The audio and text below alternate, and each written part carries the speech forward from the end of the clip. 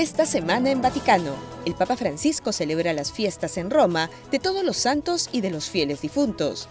También en la Ciudad Eterna, los obispos de la Iglesia Caldeo-Católica se reúnen para hablar sobre el futuro de la cristiandad en Medio Oriente. Y los obispos de Polonia y Alemania recuerdan el episodio de reconciliación luego de la Segunda Guerra Mundial. Visite junto a nosotros las capillas Sixtina y Paulina en el Vaticano, 20 años después de su restauración. Con esto y más, damos inicio a Vaticano.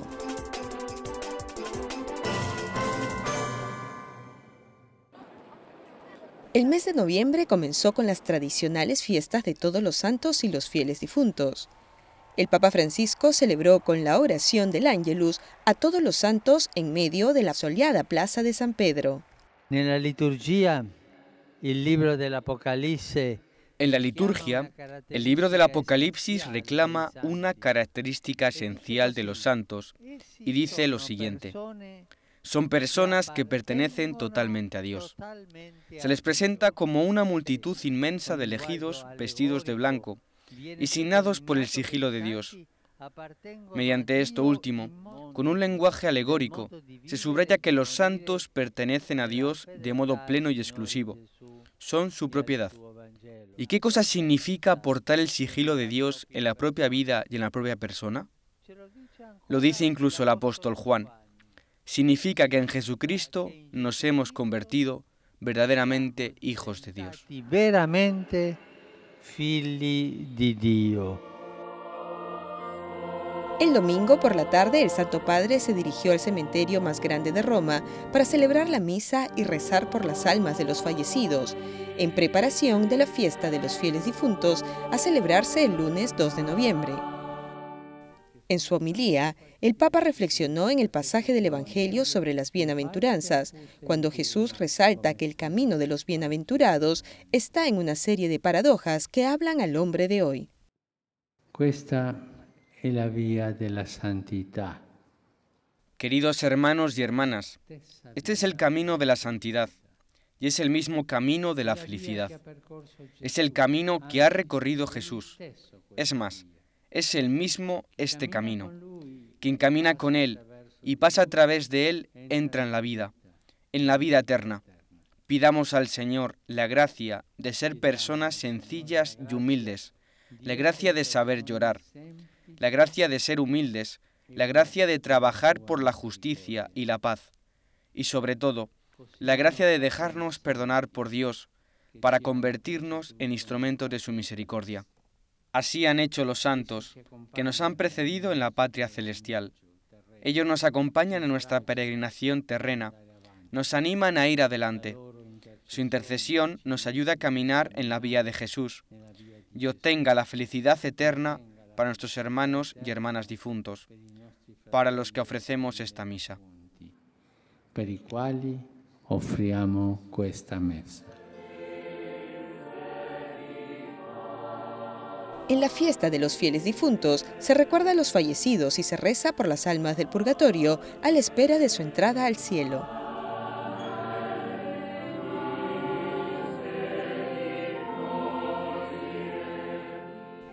El lunes, el Santo Padre visitó las grutas de la Basílica de San Pedro, en donde rezó por los predecesores fallecidos. Debajo de la basílica hay unas 100 tumbas, 91 de las cuales pertenecen a los papas. La visita ya es una tradición pontificia.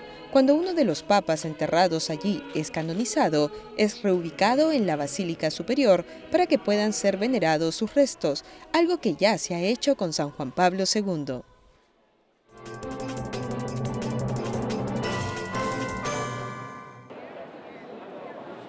Luego del Sínodo de los Obispos sobre la familia, el Vaticano ha vuelto a la normalidad en sus actividades, pero el Papa Francisco sigue igual de ocupado.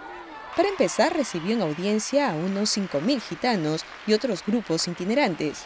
El encuentro estuvo marcado por la alegría de la música y los bailes, además de una especial cantaora española.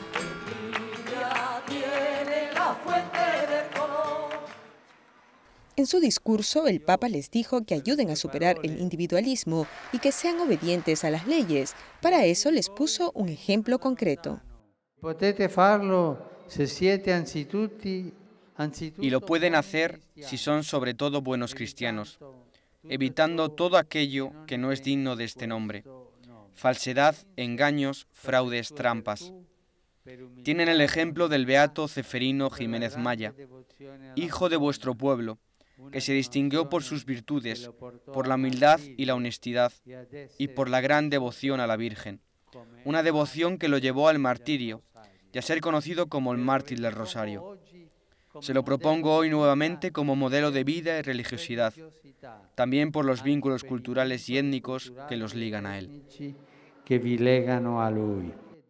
También hizo referencia a temas como el narcotráfico, el tráfico humano y los abusos contra niños gitanos, muchos de los cuales son mendigos en las grandes ciudades europeas.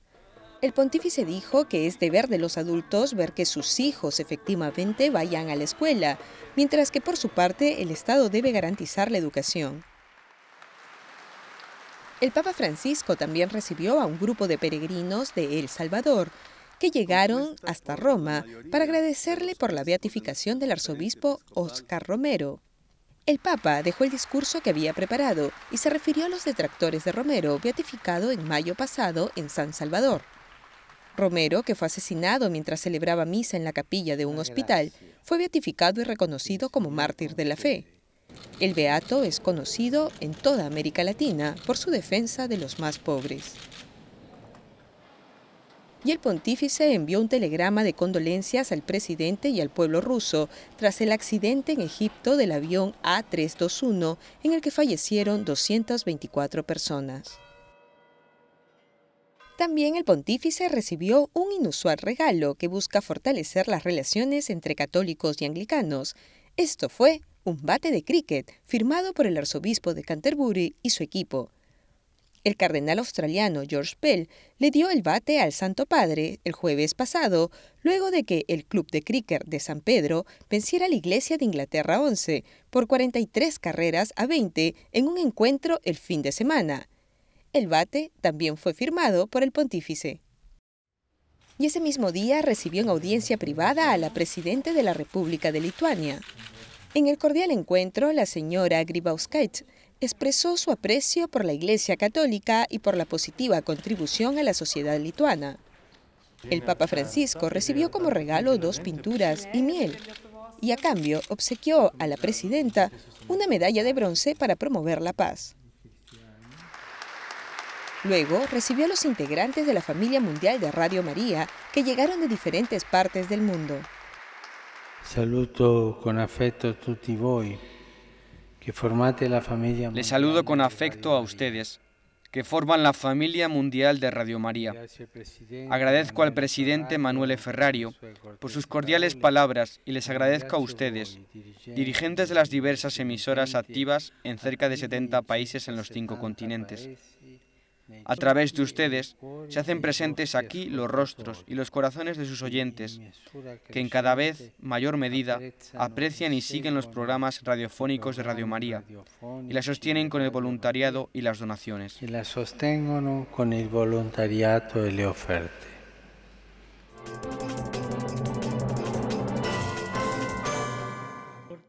21 obispos caldeo-católicos de Irak, Siria y otras naciones de Medio Oriente participaron en el sínodo anual que se realizó en Roma por razones de seguridad. En una audiencia con el Papa Francisco, el Santo Padre les dio un mensaje de consuelo y de solidaridad cristiana a la luz de los desafíos que hoy enfrentan. Al acercarse ya el año jubilar, que la misericordia de Dios cure las heridas de la guerra, que afligen los corazones de sus comunidades y que nadie se sienta desalentado en este tiempo cuando el flagelo de la violencia parece derrotar nuestras sentidas oraciones por la paz.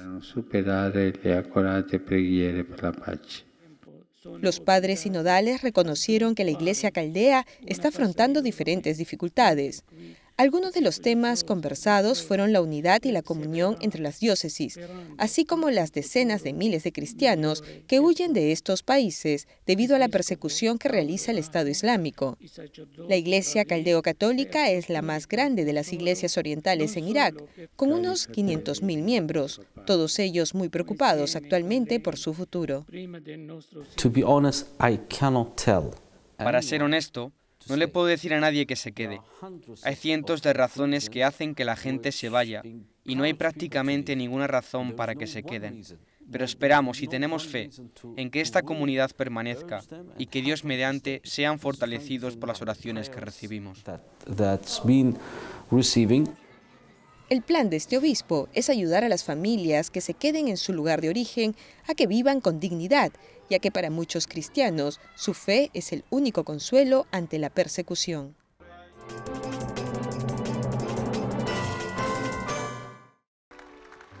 Y en su catequesis de la Audiencia General del miércoles, el Papa Francisco habló sobre el perdón recíproco y el amor duradero.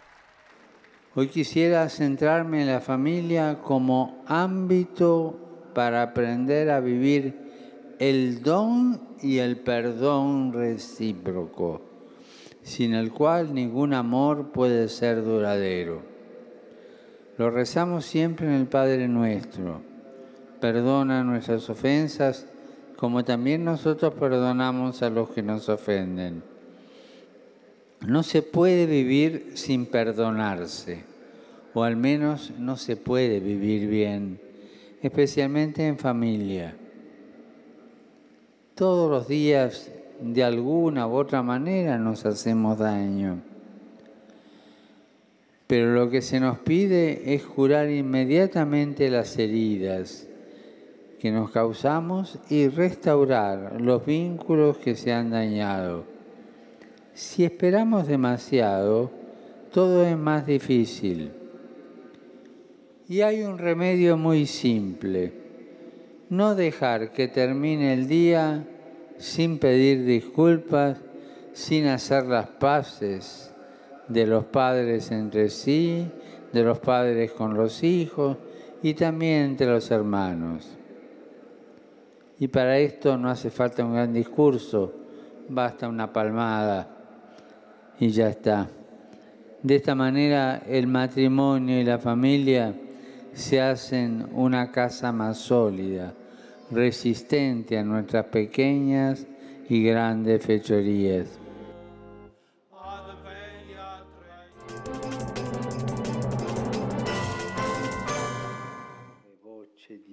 La Iglesia acaba de concluir el Sínodo de los Obispos sobre la familia, y una de las metas de un encuentro de este tipo ha sido estimular la renovación de los católicos para promover una renovación en el mundo.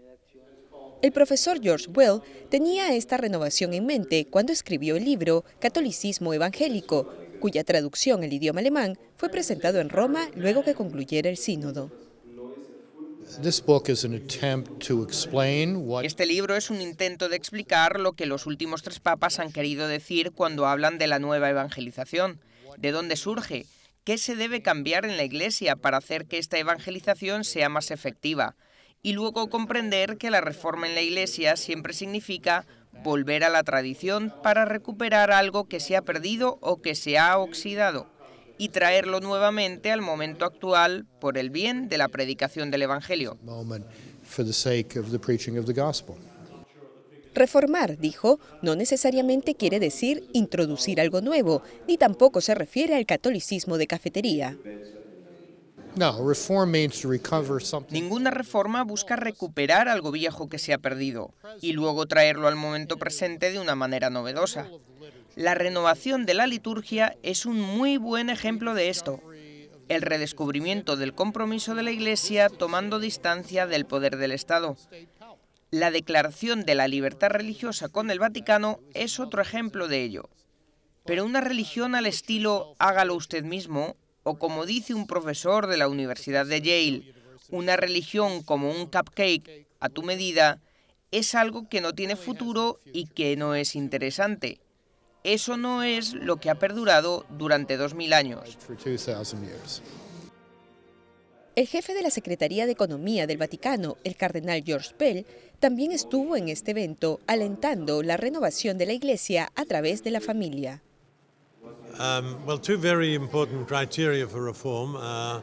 Hay dos criterios muy importantes para la reforma. Primero, si la comunidad está transmitiendo la fe a sus hijos. Y segundo, ¿cuántos jóvenes en la Iglesia están llegando a posiciones de liderazgo, al sacerdocio, a la vida religiosa, a los movimientos, al voluntariado?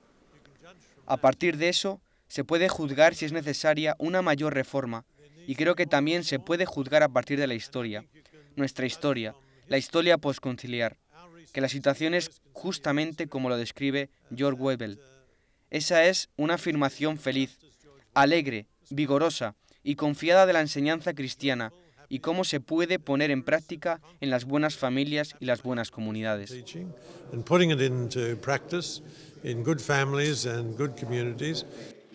El cardenal Pell también se refirió a algunas expectativas negativas de reforma que algunos han planteado a partir del sínodo. Creo que ha sido un sínodo muy positivo y que muchos de los obispos estuvieron felices. Con frecuencia, las expectativas que la empresa secular construye son bastante irreales y son modeladas por sus expectativas de que la Iglesia abandone su enseñanza invariable, recibida de Cristo y puestas en práctica por 2000 años, sobre la sexualidad, el matrimonio y la familia. Y la Iglesia no va a hacer eso.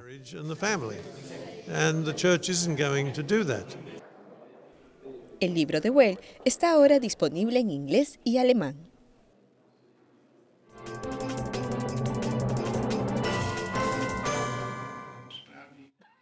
En 1965, los obispos de Polonia enviaron a los de Alemania una carta alentando a la reconciliación por todo lo malo ocurrido durante la Segunda Guerra Mundial.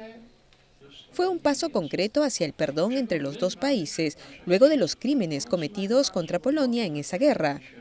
Perdonamos y pedimos perdón, decían los obispos polacos en la carta. Para celebrar el 50 aniversario de este evento, los obispos polacos y alemanes se encontraron en el Vaticano la semana pasada. Los prelados polacos fueron numerosos y los alemanes muy pocos. La embajadora de Alemania ante la Santa Sede también participó de esta celebración. Antes que nada queremos decir gracias por este mensaje de hace 50 años en el que los obispos mostraron gran coraje porque la situación política de Polonia, Alemania y Europa no era fácil entonces. En segundo lugar, queremos recordar este mensaje y la fuerza de la reconciliación para la historia de Europa.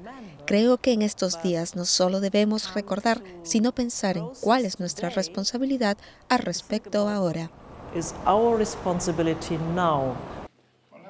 El presidente de la Conferencia Episcopal de Polonia explicó por su parte cómo la reconciliación entre las naciones comienza con las personas.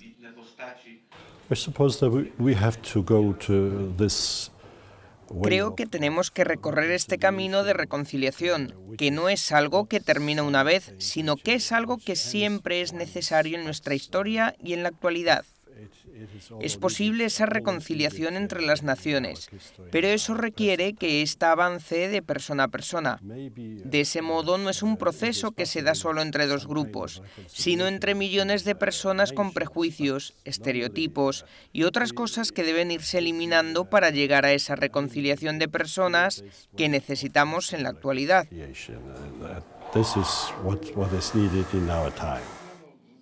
Es importante recordar que entre los promotores de esta carta estuvo el entonces arzobispo de Cracovia, Karol Wojtyła, quien se convertiría luego en el Papa San Juan Pablo II.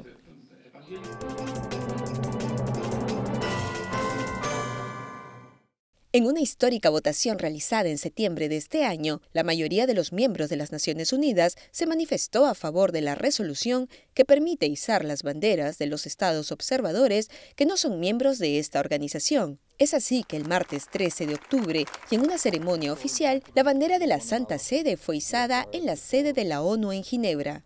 La Santa Sede ha sido desde hace tiempo un observador activo en las Naciones Unidas y juega un importante rol en la promoción del diálogo intercultural e interreligioso. Hay demasiadas instancias en donde la religión es usada para dividir a la gente, y estar atentos a esta realidad nos permite combatir esto. Y la Santa Sede lo ha hecho repetidamente. Por ello, la presencia de la Santa Sede, especialmente en el Consejo de Derechos Humanos aquí en Ginebra, es de gran importancia para nosotros. Con las muchas crisis que la comunidad internacional afronta hoy en día, el rol de las Naciones Unidas se hace cada vez más crucial. Todos sentimos la responsabilidad de contribuir al importante servicio que la ONU brinda a la familia humana en la búsqueda de la paz y el desarrollo, como un beneficio para todos, respetando su conciencia y su identidad. La bandera de la Santa Sede es una de las 2 banderas en el mundo con 2 campos. La otra es la de Suiza. La bandera tiene 2 franjas verticales con las llaves cruzadas de San Pedro y la tiara papal al centro de la franja blanca. El color dorado o amarillo representa el poder espiritual, mientras que el blanco representa el cielo, el poder temporal. El izamiento de esta bandera en la ONU ha sido algo más que un gesto simbólico.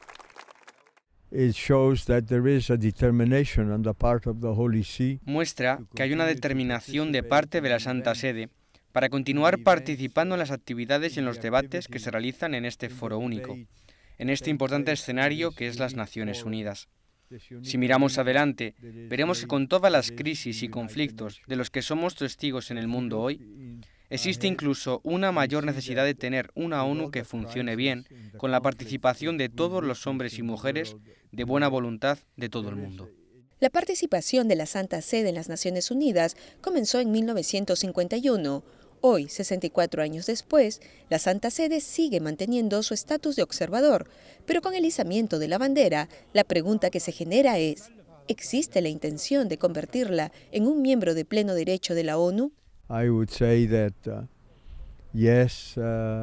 Yo diría que sí es posible para la Santa Sede convertirse en un miembro, pero es probable que continuaremos por un tiempo de la manera en la que estamos, porque es bueno para la Santa Sede la posición de observador que puede intervenir en todas las actividades en el cuerpo de las Naciones Unidas, pero al mismo tiempo se mantiene sin la necesidad de involucrarse en cada tema.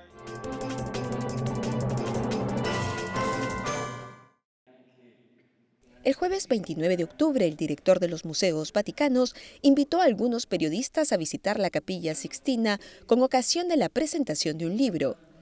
La investigación revela la importancia de la restauración de la Sixtina 20 años después. Este lugar fue construido por el Papa Sixto IV. La restauración del techo comenzó el 7 de noviembre de 1984 y tomó unos 8 años. Los frescos de Miguel Ángel fueron limpiados y las grietas fueron arregladas, lo que generó cierta controversia respecto a la réplica de las técnicas usadas en el Renacimiento. En el 2004, el Vaticano anunció que la Capilla Paulina también iba a ser restaurada. Esos trabajos concluyeron en el 2009. Este lugar fue construido por órdenes del Papa Pablo III en 1538 y fue terminada en 1540. La Capilla Paulina sirvió como capilla del Santísimo y capilla del Cónclave antes de la Sixtina fuera usada con este propósito. Pablo III dedicó la capilla a la fiesta de la conversión de San Pablo, a la que tenía una especial devoción. En el 2010, el sitio web del Vaticano presentó una versión virtual de la Capilla Paulina en 3D, con fotografías de alta resolución, un trabajo realizado luego de la restauración concluida en el 2009.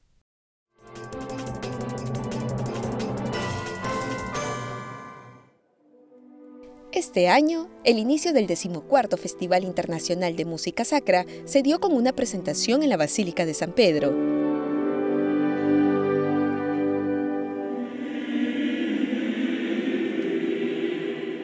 Esta edición ha presentado la Misa Solemne de Santa Cecilia, realizada por el compositor francés Charles Gounod, y fue uno de los 9 conciertos que se presentaron en Roma por 10 días.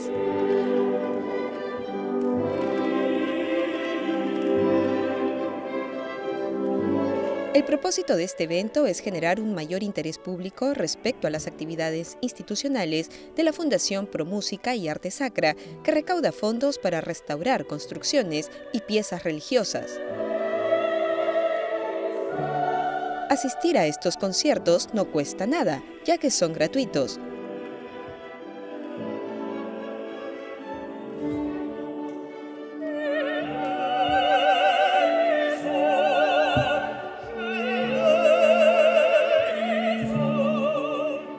El festival de este año contiene piezas de Beethoven, Verdi y muchos otros. El famoso Illuminare Philharmonic Coro y Orquesta viajó desde Japón hasta Roma, liderado por Tomomi Nishimoto. Además, un coro de Alemania también participó este año.